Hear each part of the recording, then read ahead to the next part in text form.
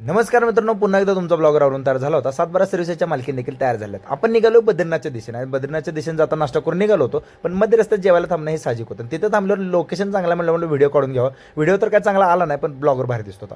भूक एवढी लागली होती म्हणून पत्राळाशी ओढून घेतली शिवकडनं आणि त्यानंतर कसं आहे जेवण तर वाढून झालं होतं आणि आपले बालाजी सर देखील ब्लॉगमध्ये येण्यासाठी म्हणत होते. मग त्यांना देखील ब्लॉगमध्ये येण्याची संधी दिली आणि त्यांनी सांगितलं की नाद करते काय यायला लागते जेवायला. असं करत आम्ही पोहोचलो होतो आपल्या स्टेजच्या ठिकाणी. सगळेजण वाट बघत होते. हे हरिण नाही, काळवीट नाही, हरिणच आहे. आणि त्यानंतर मग काय ना आम्ही शर्यत लावली होती, कारण केदारनाथ वरून आल्यानंतर पायाशी जाम झालते. म्हणलं जो कोण पहिल्यांदा येईल ती काय नाही असं काय ना म्हणणं होतं, पण पडलो भारी मजा आली. जाऊ दे सोडा, एवढा विचार करायला नसल्या गोष्टींचा. त्यानंतर एका मित्राची स्कूटी घेतली तिथून निघालो होतो आम्ही तिघंजण. मी, प्रथमेश आणि शुभम मस्तपैकी सलूनला. का बरं काय माहीत नाही, उगाच असं मनात आलं की आपण दाढी आज करूया म्हणून पोचलो सलून देतं. के जान तुझी लय आठवण येते भावा, कारण ह्यांना काय दाढी करा येत नाही तुझ्यासारखी. त्यानंतर दाढी करून झाली. प्रथमेशने देखील दाढी केलेली आहे या ठिकाणी आपण बघू शकतो. आणि मोठा असा खर्च प्रथमेशने या ठिकाणी केल्यामुळे त्यानंतर आम्ही स्कूटीतून माघारी आलो, जेवण केलेलं आणि आता झोपतो.